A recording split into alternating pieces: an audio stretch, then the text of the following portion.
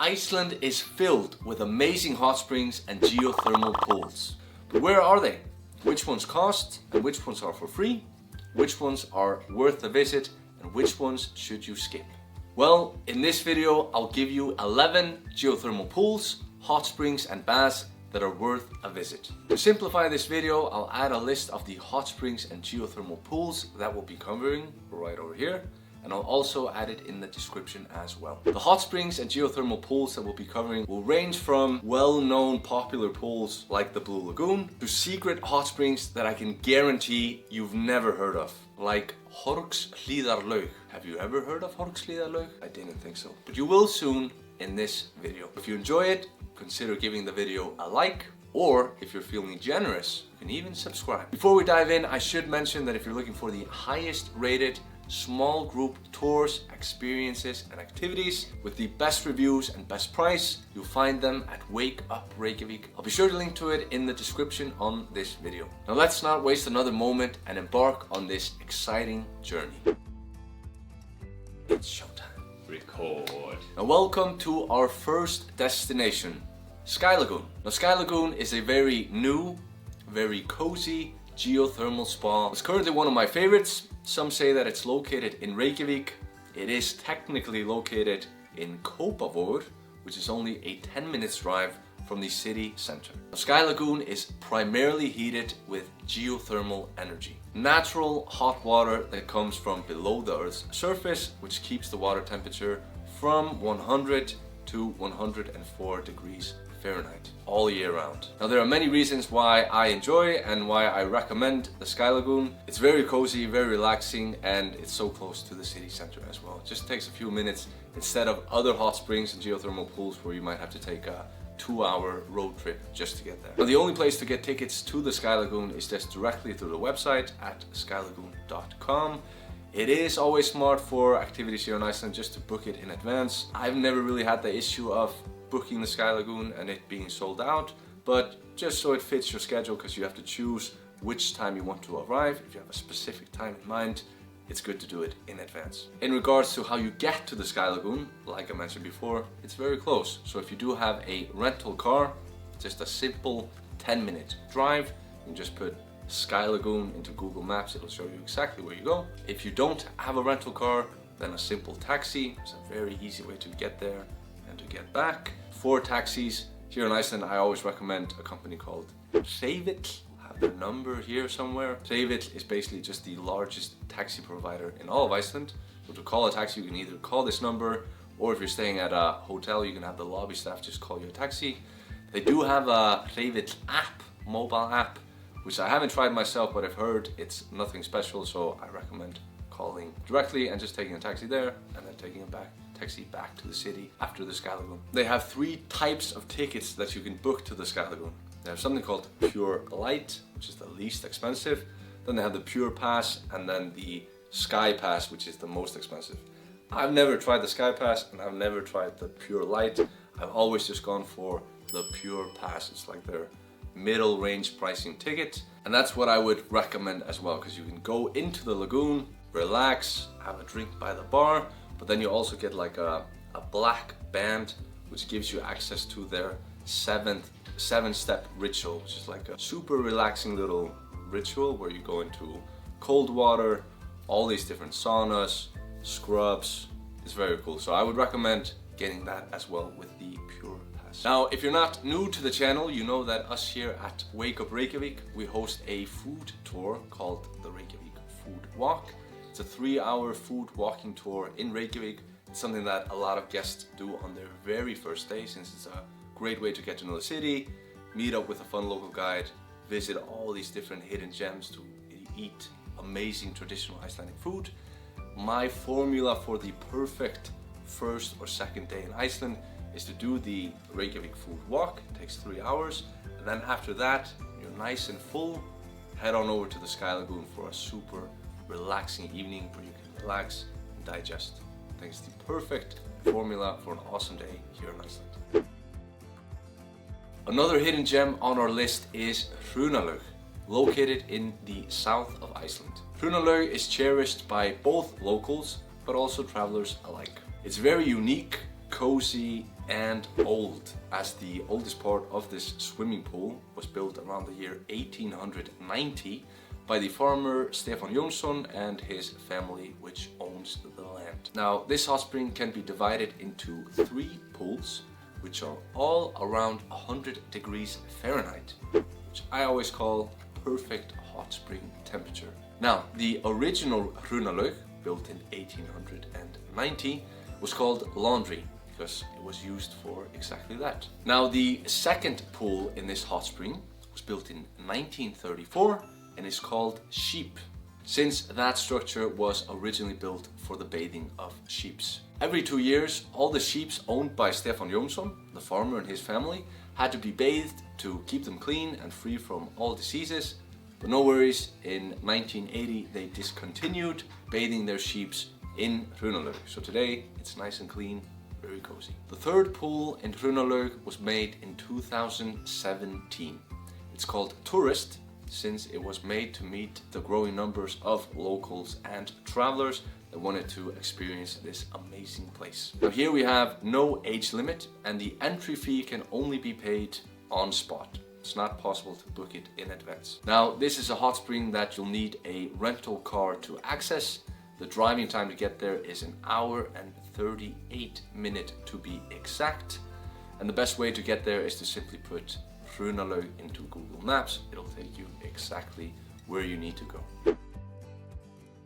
Next up, we have Hvammsvík Hot Springs. It's a very new and very cozy and relaxing hot spring located in Hvalfjörður, which is a very historic and secluded fjord in the southwest of Iceland. And despite its remote location, it's only about 45 minutes driving from Reykjavik. Hvammsvík is very unique because it's a natural hot spring located right on the beach, allowing you to enjoy the warm waters while being surrounded by stunning coastal landscapes. Now, similar to the Secret Lagoon and the Sky Lagoon, they do have an entry fee. I'll have their info here with their opening hours and their pricing, and they do have an age limit where you'll need to be at least 10 years old to enter Hvammsvík. Now, with Hvammsvík, they don't offer transfers to and from the hot spring, so if you'd like to visit this spot, you would need a rental car to get there. Now, let's uncover the Secret Lagoon, located in the Golden Circle region. This hidden gem is known for its natural hot spring and rustic surroundings. The English name for this hot spring is the Secret Lagoon, but here in Iceland we call it Gamla Laugin, which translates to the old swimming pool, which is correct because it's one of the oldest swimming pools in Iceland.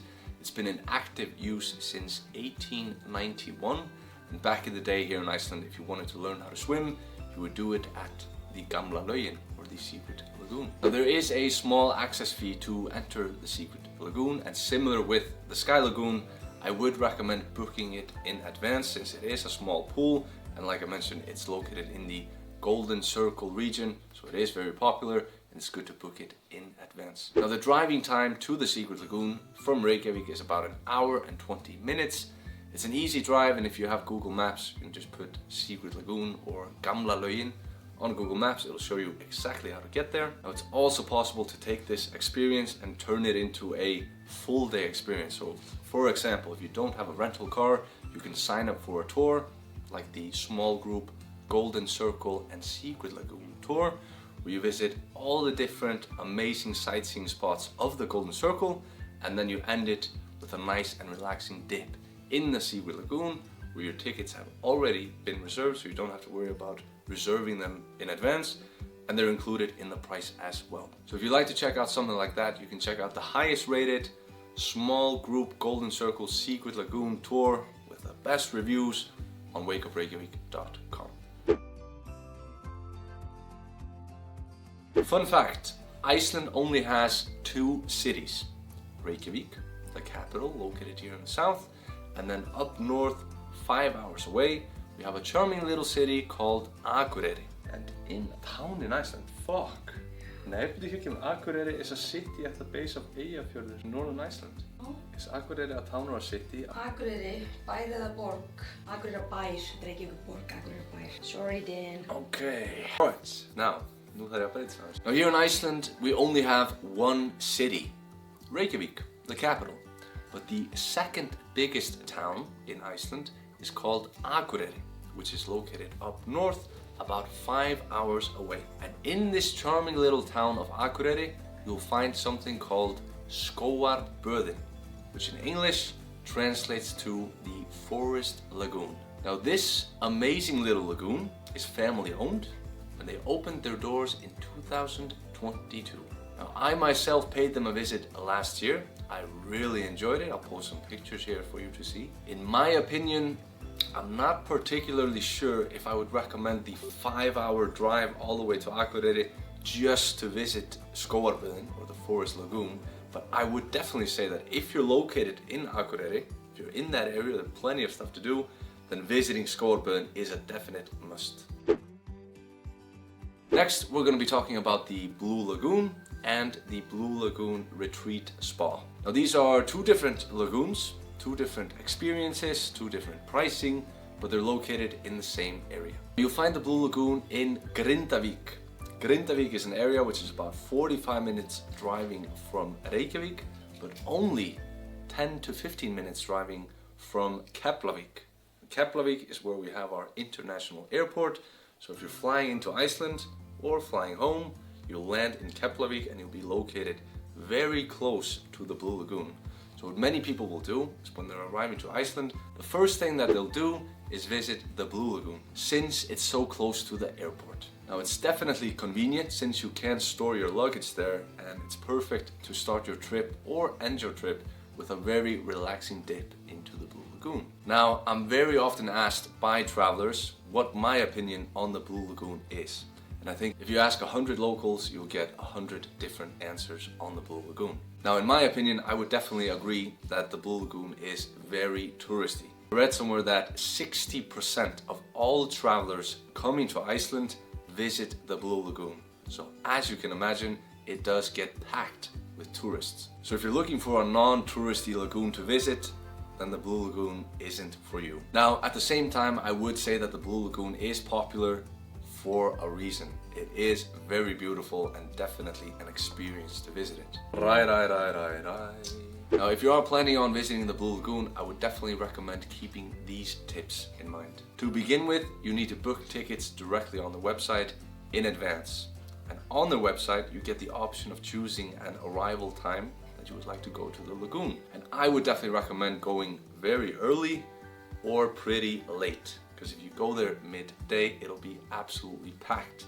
But you are able to kind of miss the crowds if you go early in the day or late in the evening. Now the second thing to keep in mind is if you have a rental car, it's very easy to drive to and from the lagoon from Reykjavik, or even if you're picking up a rental car at the airport, it's very easy to have a quick stop at the Blue Lagoon before heading to Reykjavik.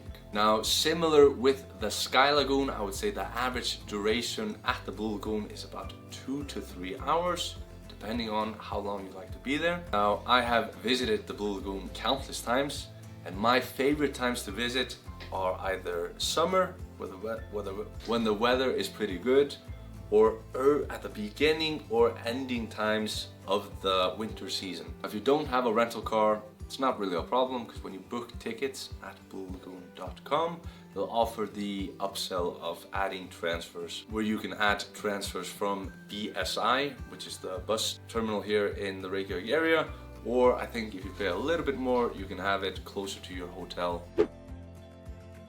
Now, the Blue Lagoon recently expanded and opened something called the Blue Lagoon Retreat Spa. Now, it's similar to the larger Blue Lagoon, but it's a lot smaller, a lot less people, a lot more private. In there as well, you have all these different relaxation rooms, saunas. They even have this 7-step ritual where you put on all these different scrubs and exfoliation of the skin, leaving it smooth. It's very nice, very relaxing. I've only gone there once and I fell asleep. So super cozy and super relaxing as well. You can't bring your phone in there, so I wasn't able to get any videos, but they snapped a few photos of me and I'll include them here. You do get your own changing room and you do have a time limit. They basically tell you when you arrive that you have 5 hours and then you have to leave.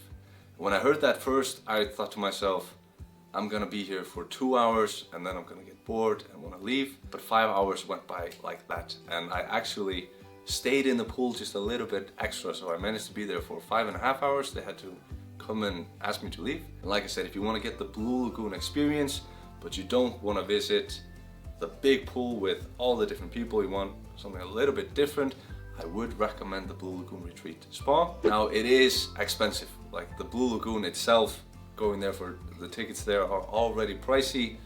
I think for the retreat spa you're paying 4 or 5 times more per ticket, so definitely expensive experience. It's not something that you would do every day. The only time I went, I was celebrating a birthday, but still, like I said, if you want to do something different and if you think that this experience sounds nice and you want to spoil yourself a bit, then I don't think anyone goes to the Blue Lagoon Retreat Spa and they don't think it's worth every penny. So really nice and definitely something to check out. Now, making our way to the northwest region, we'll discover the secluded Hellulaug hot spring. Now, tucked away from the crowds, this very small natural pool offers a very intimate and cozy experience. What sets Hellulaug apart is its stunning coastal location, allowing you to enjoy the warm waters while experiencing the stunning views of the ocean. Now, the driving time from Reykjavik to Hellulaug is about 4 hours and 20 minutes. So similar to Skógarböð, or the forest lagoon that we talked about before. I wouldn't necessarily recommend a trip from Reykjavik all the way to Hellulaug just to experience that and then to drive back to the city.